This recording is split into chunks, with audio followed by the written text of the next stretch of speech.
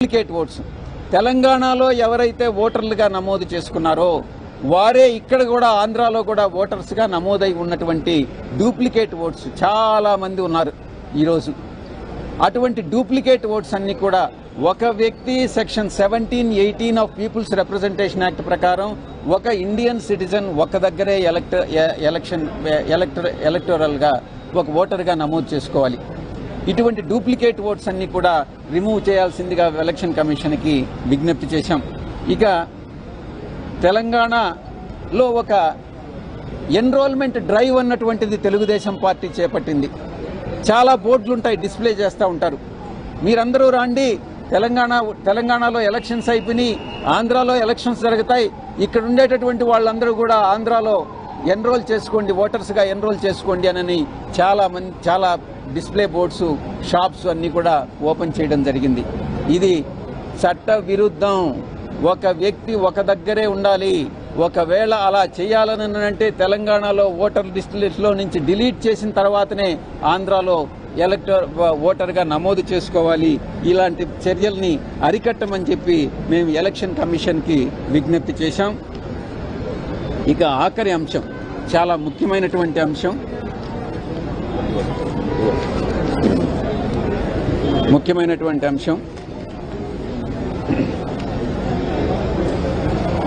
నారా చంద్రబాబు నాయుడు, నారా లోకేష్, మిగతా Telugu Desam party leaders వీళ్ళందరూ కూడా వైఎస్ఆర్ కాంగ్రెస్ పార్టీ పైన, గౌరవ ముఖ్యమంత్రి శ్రీ జగన్మోహన్ రెడ్డి గారి పైన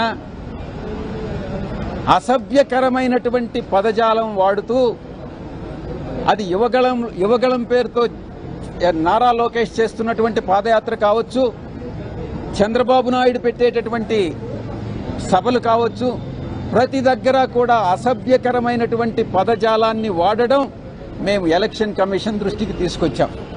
వీరి మీద ఇండియన్ పీనల్ కోడ్ కింద, క్రిమినల్ ప్రొసీజర్ కోడ్ కింద, Indian penal code, criminal procedure code కింద వీరి మీద క్రిమినల్ యాక్షన్ తీసుకోవాలి అన్నటువంటి విషయాన్ని ఎలక్షన్ కమిషన్ దృష్టికి తీసుకురావడం జరిగింది. ఇంకొక విషయం, నారా లోకేష్ ప్రతి దగ్గర కూడా ఎక్కడ పబ్లిక్ని అడ్రస్ చేసినా నేను ఒక ఎర్ర బుక్, ఆ బుక్ ఇదిగో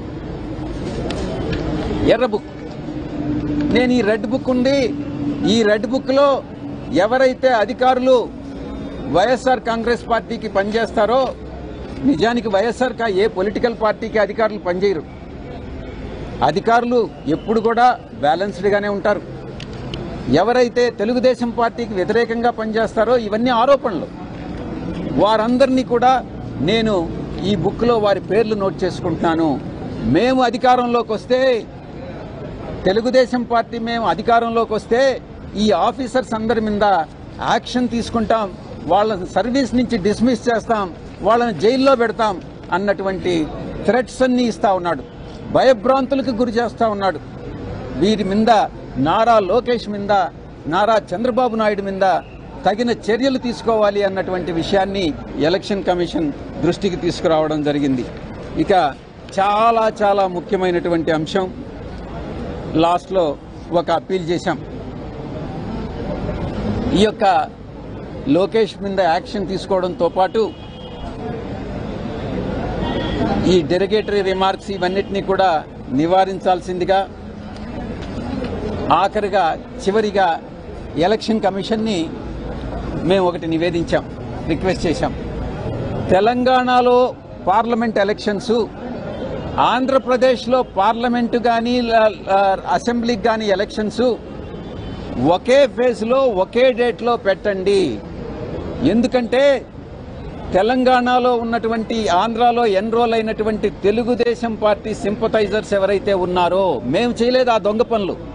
తెలుగుదేశం పార్టీ చంద్రబాబు నాయుడు గత 14 సంవత్సరాల్లో ఎప్పుడైతే రూల్ చేశాడో, ఆ రూల్ చేసినప్పుడల్లా ఈ యొక్క మోసపూరిత, కుట్రపూరితంగానే అధికారంలోకి వచ్చాడు. అధికారంలోకి వచ్చిన తర్వాత ప్రతి చర్య కూడా అది ఎలా అధికారాన్ని నిలబెట్టుకోవాలి, ఎలా కుట్రపూరితంగా మిగతా వాళ్ళని మోసం చేయాలి, ఓటర్లను మోసం చేయాలన్నటువంటి ఉద్దేశంతోనే పరిపాలన సాగించాడు. అందుకే ఈ డూప్లికేట్ ఓటర్స్ అన్నీ కూడా అటు తెలంగాణలో కూడా ఇక్కడ కూడా ఉన్నాయి. కాబట్టి 2 రాష్ట్రాలకి ఒకే రోజు ఎలక్షన్ జరిపినట్లయితే అక్కడ ఓటేసి ఇక్కడ ఓటేసేటటువంటి అవకాశం ఉండదు. కనుక ఎలక్షన్ కమిషన్కి మేము ఒకే రోజు ఎలక్షన్ జరపాల్సిందిగా నివేదించడం జరిగింది. థ్యాంక్ యూ, ధన్యవాదాలు. చంద్రబాబు 3 పాయింట్లు లేవన్నారు సార్ మీకంటే ముందు. అందులో ప్రధానంగా వాలంటీర్స్ ఎన్నికలు నిర్వహిస్తున్నారనేది 2600 మంది మహిళా పోలీసులు BLOలుగా పెట్టారని కలెక్టర్లందరూ కూడా వైఏపీ నీటి జగన్ అనే కార్యక్రమం పాల్గొంటున్నారు. 14 సంవత్సరాలు ముఖ్యమంత్రిగా పనిచేసినటువంటి వ్యక్తికి ఎవరు ఎలక్షన్ ఆఫీసర్స్గా ఉండాలి, ఎవరు ప్రిసైడింగ్ ఆఫీసర్స్గా ఉండాలి అన్నటువంటి విషయం తెలియకపోవడం అన్నటువంటిది శోచనీయం.